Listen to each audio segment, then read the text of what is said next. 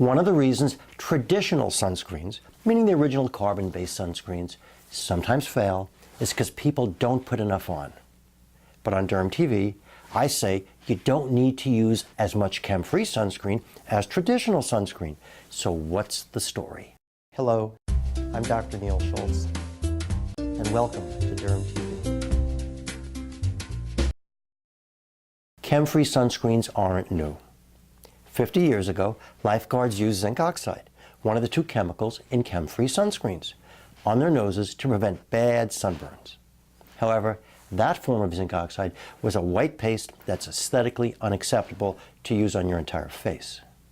In order for Chemfree sunscreens to become cosmetically and aesthetically acceptable, the size of the zinc oxide particles had to be reduced to a sufficiently small size so they would no longer reflect light. Because when they do, the sunscreen appears pasty and white.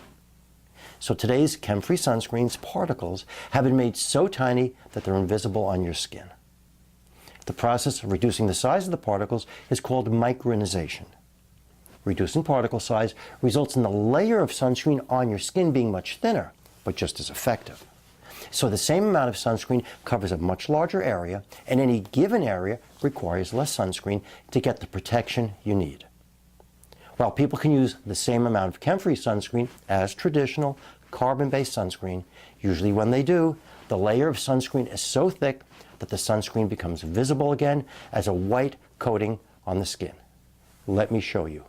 And I warn you, this is going to be graphic.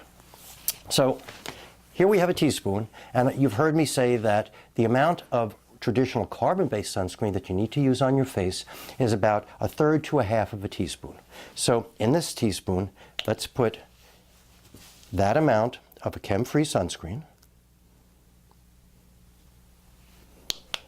And now I'm going to put this on this quantity on my face.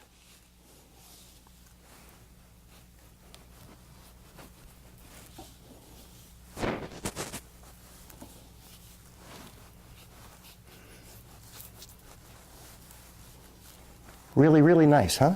You like this?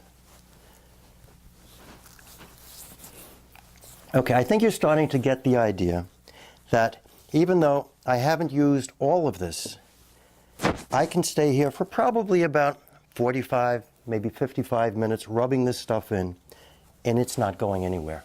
It's not going to disappear. On the basis of personal experience and the use of Chemfree sunscreens by many thousands of patients, using less Chemfree than traditional carbon-based sunscreen still results in the effective sun protection as well as a cosmetically acceptable experience. There's nothing bad applying as much Chemfree sunscreen as traditional sunscreen if you don't mind the appearance of the white layer on your skin. But I don't see the point.